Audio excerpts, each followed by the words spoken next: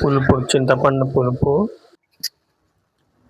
చింతపండు కొద్దిగా తీసుకోవాలి. ఇది చేపల ఫ్రై కాదు, చేపల పులుసు చేస్తున్నాము చూడండి. జీలకర్ర, వేడి చేసిన జీలకర్ర దోరగా వేయించాలి. మెంతులు దోరగా వేయించాలి. ఉల్లిగడ్డ దోరగా వేయించాలి. కొంచెం పచ్చిమిర్చి. ఇవన్నీ వేయించిన తర్వాత మిక్సీకి వేయాలి, పౌడర్ చేయాలి. వీటిని లెఫ్ట్ సైడ్ ఉన్నది పులుసు కోసము, రైట్ సైడ్ ఆయిల్ పెట్టిందేమో ఫ్రై కోసము. రెండు ఒకటేసారి చేస్తున్నాము.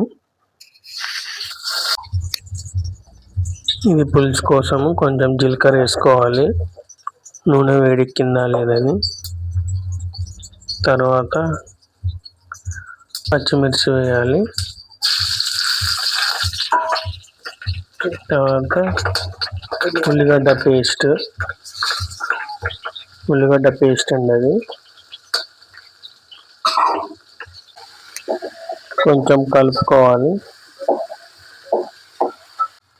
కొంచెం అల్లం పేస్ట్ వేసుకోవాలి, పసుపు వేసుకోవాలి.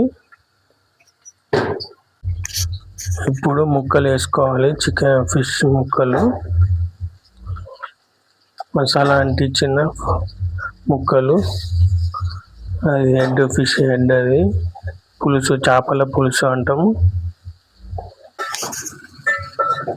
కలుపుకోవాలి కొద్దిగా అంతా.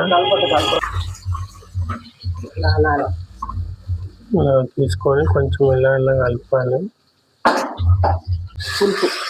పులుపు చింతపండు పులుపు చారది. ఇది చేపల పులుసు అంటారు దీన్ని.